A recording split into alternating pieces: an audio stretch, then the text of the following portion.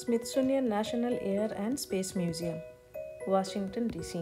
আমাদের next destination ছিল national and history মিউজিয়ামের পরে। স্মিথসোনিয়ানের অনেকগুলো মিউজিয়াম আছে আর সবগুলি খুব কাছাকাছি, ওয়াকিং ডিস্টেন্স। তো আমরা পরপর ঘুরছিলাম।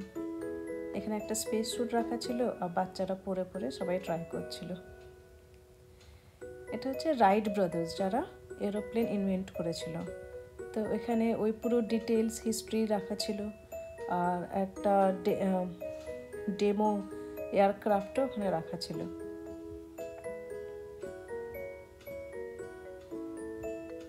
এটা হচ্ছে ডেমো এয়ারক্রাফটটা, কাঠ দিয়ে কিভাবে বানানো হয়েছিল তখনকার সময়।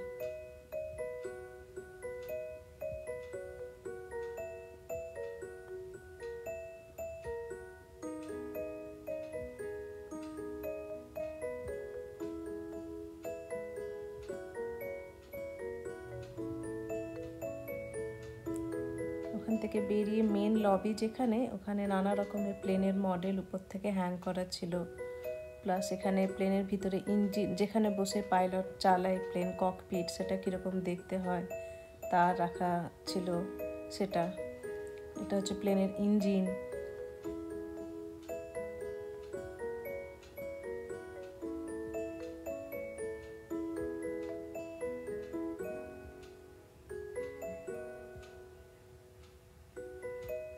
নানা মডেল প্লেনের, একদম আগেকার দিনে প্লেন কীরকম দেখতে ছিল, তার ভিতরে শোবার ব্যবস্থা, সিটিং ক্যাপাসিটি কীভাবে ছিল। এখনকার তো অনেক চেঞ্জ হয়ে গেছে। এটা একটা ডেমো প্লেনের ভিতর আমরা চড়ে দেখলাম।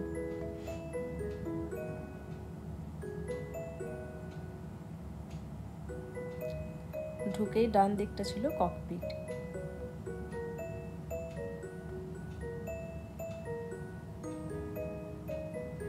আর এখানটাতে হ্যান্ড লাগেজ রাখার জায়গা,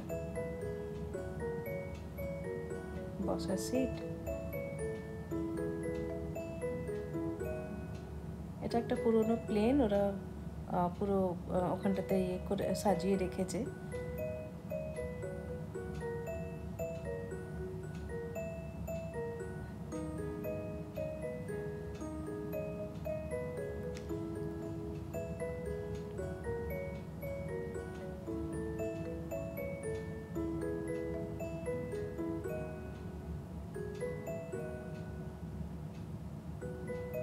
নানা রকমের প্লেন ছিল, আমরা ঘুরে ঘুরে ঘুরে ঘুরে সব দেখছিলাম।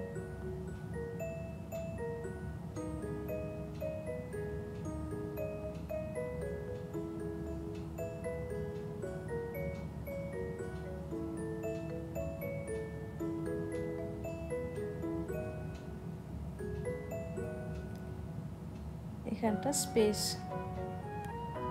প্রোগ্রামের উপর ছিল। ওখানে ঢোকার পরে একটা অনেক বড় স্ক্রিন ছিল, ওখানে মহাকাশে সব আসছিল, কোন গ্রহ কি, বেসিক্যালি সোলার সিস্টেম। তো ওখানে সবাই নিচে বসেই দেখছিল, আমরাও বসে একটা ছোট 15 মিনিটস করে প্রোগ্রাম হচ্ছিল, তো আমরাও বসে কিছুক্ষণ দেখলাম। এটা মার্স রোভার, মার্সে যে রোবট গেছে তার একটা মডেল রাখা আছে। এখানে দেখো গ্রহগুলো একসাথে এক লাইনে এলে একটা লাইট জ্বলছিল দেখানো, বাচ্চাদের বোঝার জন্য। এটা আমরা চলে এলাম মুনের সেকশনে।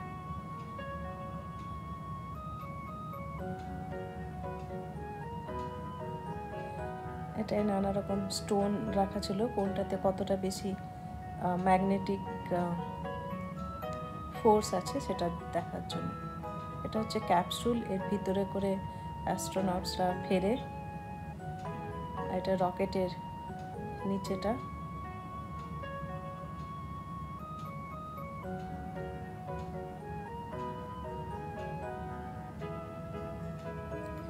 ভিডিওগুলো ছোট্ট ছোট্ট একটা করে ক্লিপ আছে, আসলে ওটা এত বড়, আমি যদি পুরো সব ডিটেলসে রাখি তাহলে ভিডিওর লেন্থ অনেক বড় হয়ে যাবে। এটা শেভরলেট করভেট কার, পুরনো মডেল অনেক। এখানে সব ফাস্টেস্ট কারের সব দেখানোর জন্য রাখা ছিল।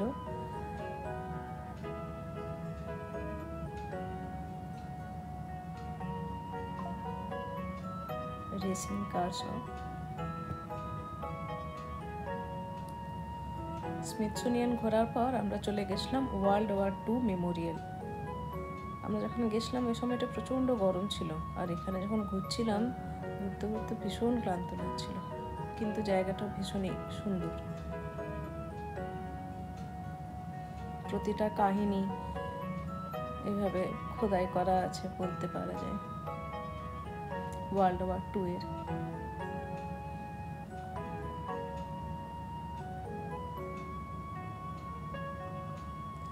আমেরিকাতে 50 স্টেটস, সেই 50টা স্টেটসের একটা করে রিথ লাগানো আছে, একটা করে পিলার, তাতে রিথ লাগানো আছে, প্রতিটা স্টেটকে রিপ্রেজেন্ট করছে ওয়ার্ল্ড ওয়ার 2 মেমোরিয়াল।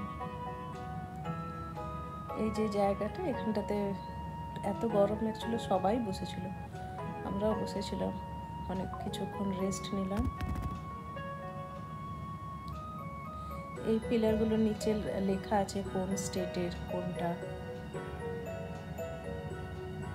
এখান থেকে আমরা ফটো উঠালাম দাঁড়িয়ে। এখানে মিশিগান, তারপরে মিজোরি। আমরা মিজোরিতে থাকি, তাই আমি মিজোরি একটু ভালো করে উঠালাম। এটা হচ্ছে Vietnam ভেটারান্স Memorial.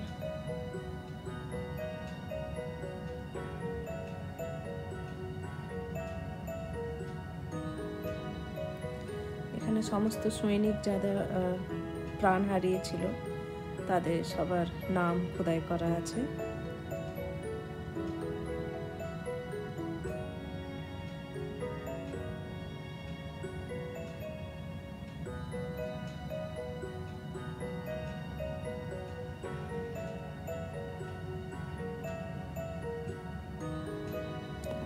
Abraham Lincoln Memorial.